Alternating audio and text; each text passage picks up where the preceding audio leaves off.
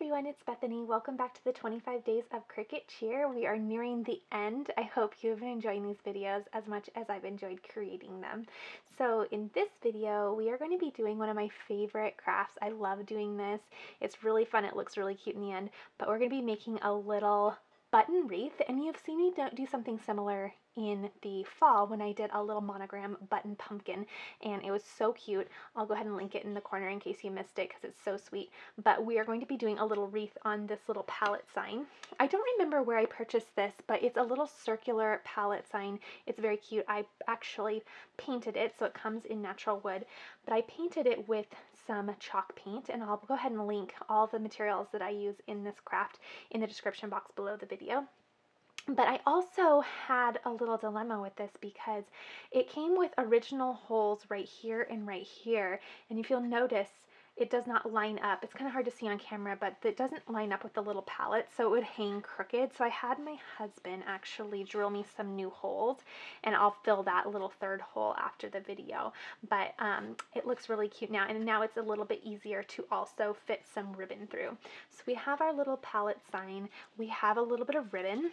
We have some buttons, and I purchased these on Amazon. I'll go ahead and link those as well. And when I'm shopping for buttons for projects like this, I like to get a variety pack, and what I mean by that is I like buttons that are a variety of sizes and then a variety of color. So it's kind of hard to see right now, but there's a little bit of variety in color, and there's definitely a variety in sizing. So I have my buttons. I have a little bit of measuring tape just to measure out the design that I need to do for this sign. And then you're going to want some vinyl that matches the button color you're using. It doesn't have to be exact. You just want to make sure it's a little bit close because we're going to be using the vinyl as a template. To be 100% honest, you do not even need a Cricut machine to do this.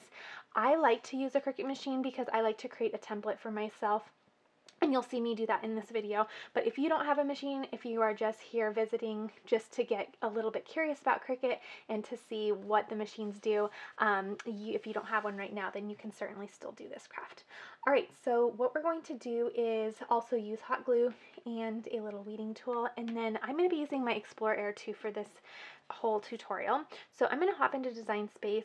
I'm going to grab a quick measurement for my actual sign here, and it looks like I have about 6.5 inches to work with. So I'm going to use that measurement when we head into Design Space. We'll get everything measured out. We'll get everything all put on this sign. It's going to be super cute. I can't wait to see how it turns out, and you guys are going to love it. All right, let's get started. Okay, so now that we're in Cricut Design Space, what I'm going to do is I'm going to come over to the shapes, and I'm going to select a circle, and then what I'm going to do is I'm going to size it at 6.5 inches, and this is going to be my little sign that I measured out. So I'll go ahead and I will make this white because my sign is white, and because that's white so we can see it easier, I'm just going to change my canvas color, and we'll just make our canvas color, let's make it pink. Okay, so that gives us a little bit of contrast.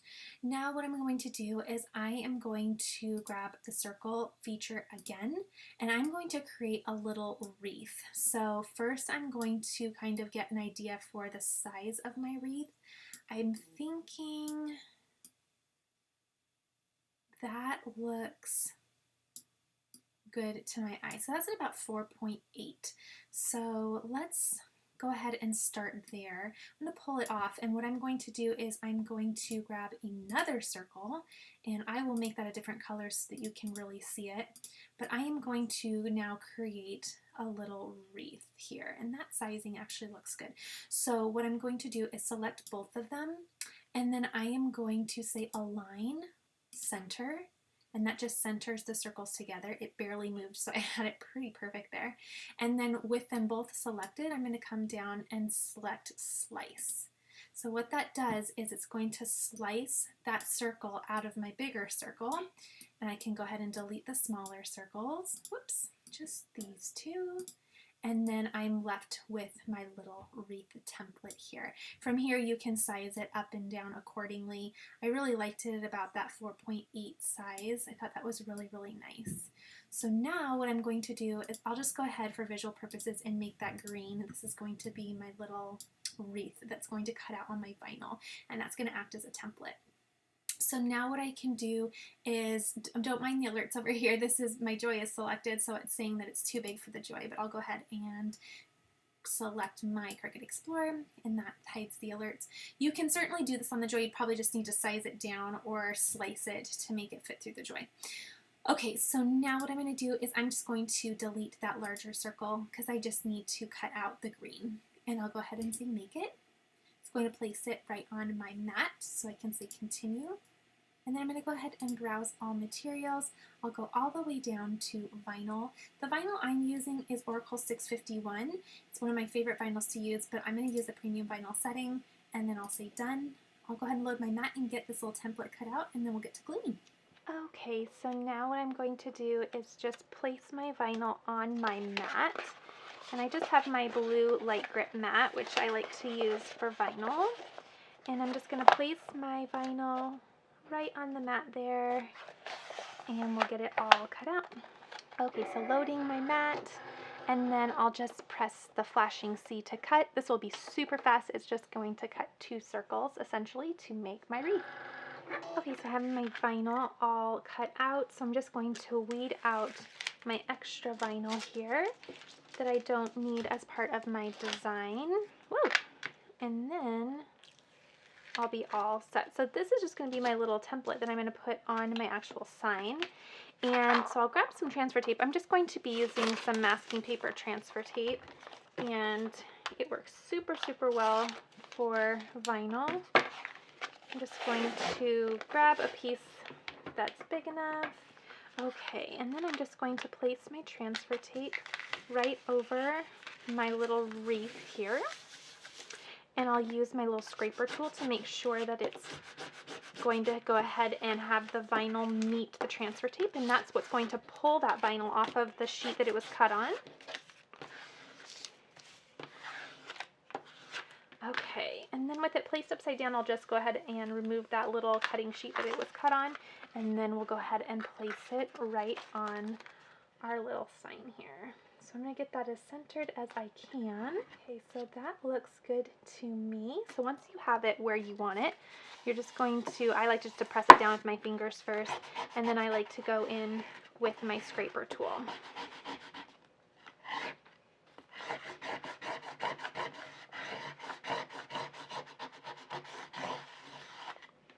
Okay, then I'll go ahead and just peel away my transfer tape, and it leaves my vinyl on my sign. Now don't worry if you have bubbles in this particular project. Of course, in all our other projects, we're always saying to minimize bubbles and make sure it's absolutely perfect. But for this project, you can go ahead and give yourself a lot of grace because it's going to be all covered with buttons momentarily. Okay, so now we are all set to do our buttons, and I'm going to go ahead and zoom in so you guys can really see the detail on this. And I'm going to dump these out so we can really get an idea for the variety. Okay, so this next part is simply about placing and arranging, and there's really no right or wrong way to do it.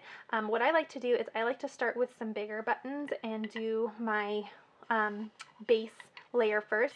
I like to layer my buttons, so I do multiple layers just to give it some dimension and give it some color variety.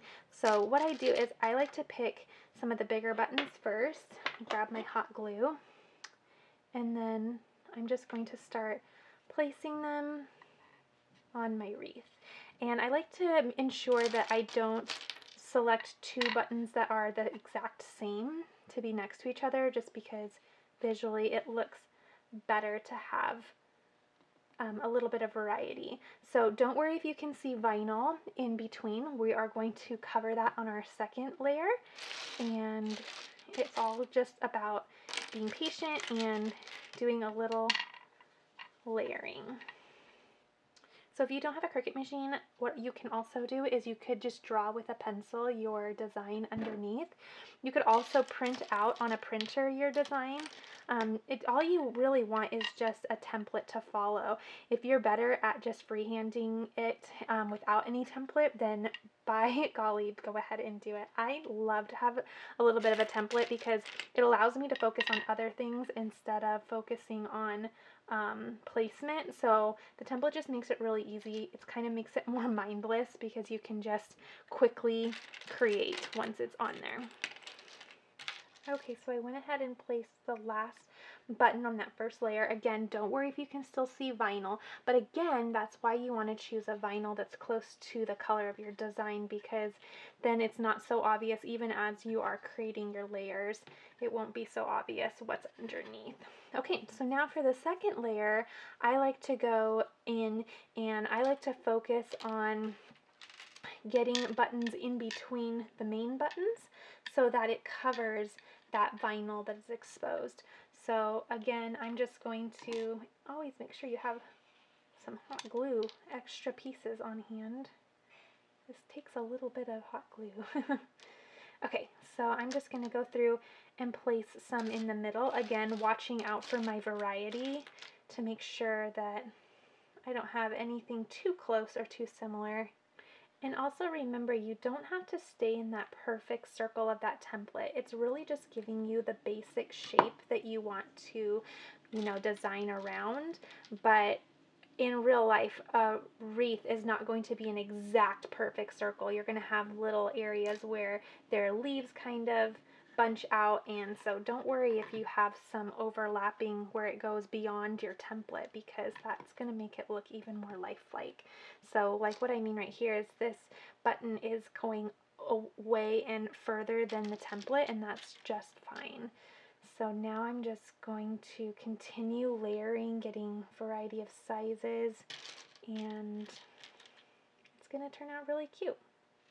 Okay, so I am just going ahead and placing my last few buttons on this layer, and it's really coming together. The more you place and the more layers you do, the more it starts taking its shape. And then of course you start to really see that variety in color. Another super cute idea would be to get some red buttons, like the smaller kind. So I would think, let's see, probably this size, really tiny, and then you could put red ones within there to be the little berries on a wreath. That would be so cute.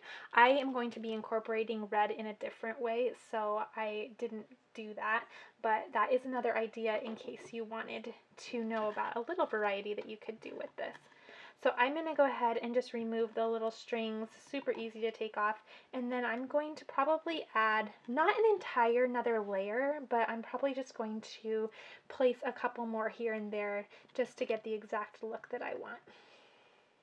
So on this final little bit, what I like to do is on the huge buttons that I place down first, I like to place another button within that button just so that it looks a little bit more layered and it's not so obvious that there's a major button sitting right there, just to give it a little bit more depth and fun. So I'm just going to place a button on those obviously huge buttons. And again, this project is about knowing when to continue, but also respectfully knowing when to stop. And I said that in my last button project.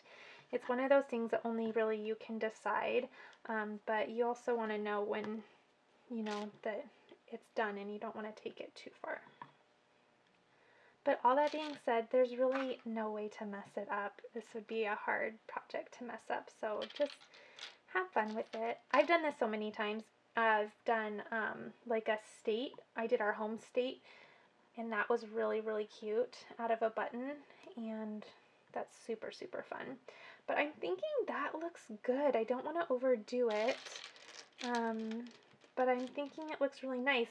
Again, that final layer is also about just grabbing some color variety. So if you're seeing too much of like a lighter color or a darker color in one area, you can then go in and just kind of place another lighter or darker one in that area. So it's kind of dark right in this area, so I might go in and just place a tiny little light one in there just to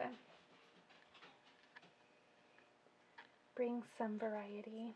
Okay, so I think that's good. I'm going to go ahead and call that my stopping point. So I'm going to go ahead and clean up a little bit, and then I'm going to put my final little embellishments on here, and we'll be all set. Okay, so the final little thing I'm going to do is I'm going to add some ribbon to the top to hang it, but I'm also going to add a little ribbon to the bottom of my wreath here. So I just tied a little bow.